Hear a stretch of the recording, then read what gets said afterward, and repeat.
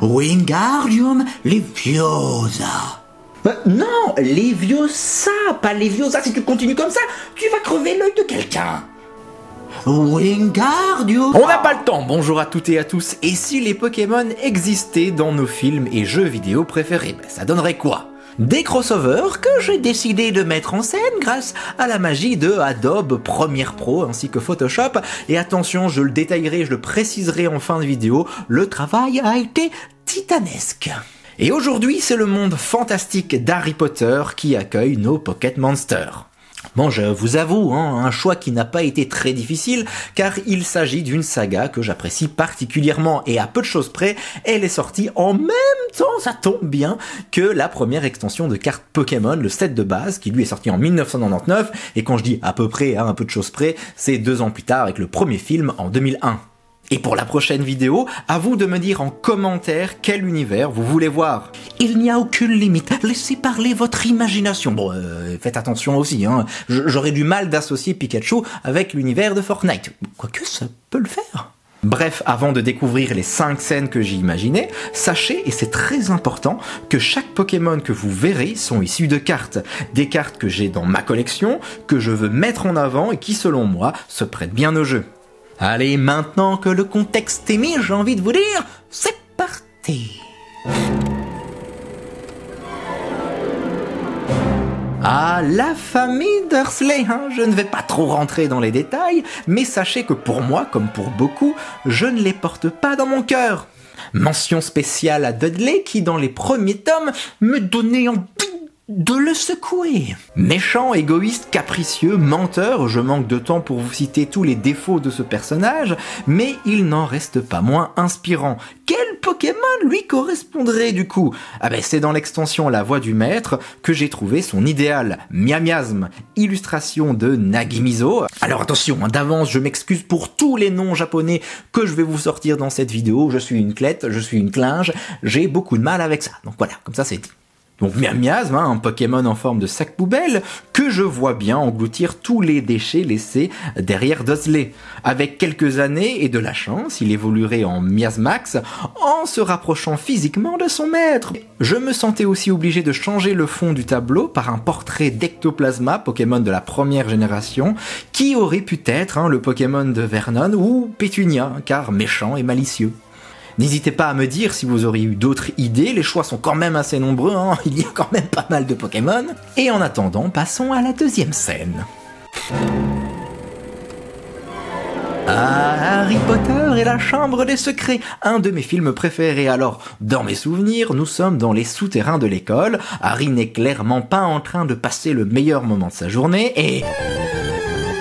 un Noctinoir apparaît. Imaginez ce Pokémon spectre errant dans l'ombre et à la recherche d'une pauvre victime qui, d'après les légendes, enlève les gens pour les emmener dans le monde des esprits. Vous l'avez peut-être reconnu, il s'agit de l'illustration de Shigenori Noguchi tirée de la 4e extension Voltage éclatant.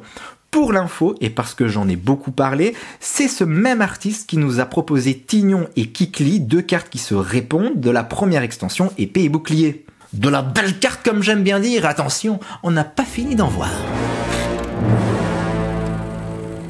Sa mâchoire pointue comme une lance est aussi dure que l'acier, et sa chair serait, contre toute attente, succulente. Ce n'est pas moi qui le dis, c'est écrit sur la carte d'Asakuda. Vous aussi, vous ne lisez pas la description de vos cartes Pokémon ? Imaginez-le cohabiter avec les êtres de l'eau dans le lac de Poudlard. Dans tous les cas, Harry a encore choisi le bon moment pour faire trempette. Retenez que l'artiste derrière cette carte est aussi un illustrateur indépendant. Il a créé des illustrations d'albums, de jeux et d'affiches publicitaires. Je vous laisse son site en description, car c'est vraiment coolos. Ok, en cours, on apprend aussi à dompter la puissance de certains Pokémon pour se défendre contre les forces du mal.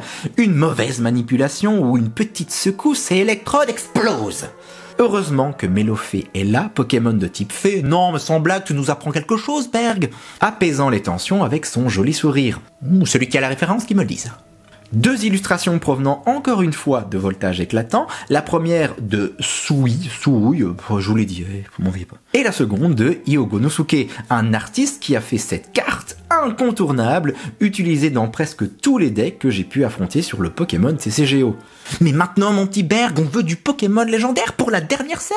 Fais-nous rêver, bon sang, on en a marre de ces Pokémon de bas étage. Et d'abord, calmez-vous, c'est moi qui décide, et ok, vous voulez faire les petits malins ?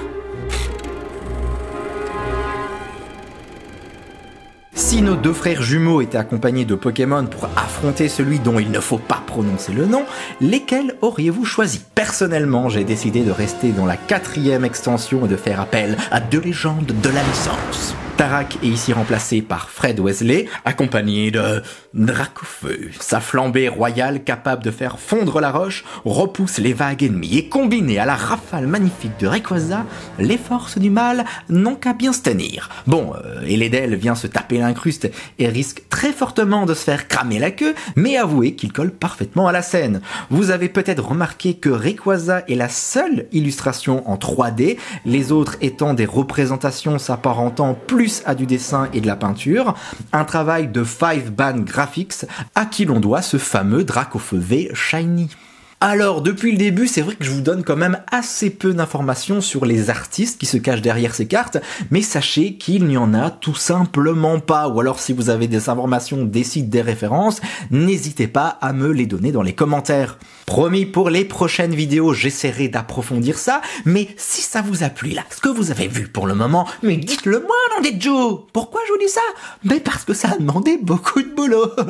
On ne dirait pas, mais ça a été un travail de dingue, sans compter les recherches et l'écriture, c'est le montage qui m'en a fait baver. J'ai d'abord travaillé sous Photoshop pour détourer les différents sujets, j'ai joué avec les filtres, les effets lumière et l'ombrage pour uniformiser les scènes.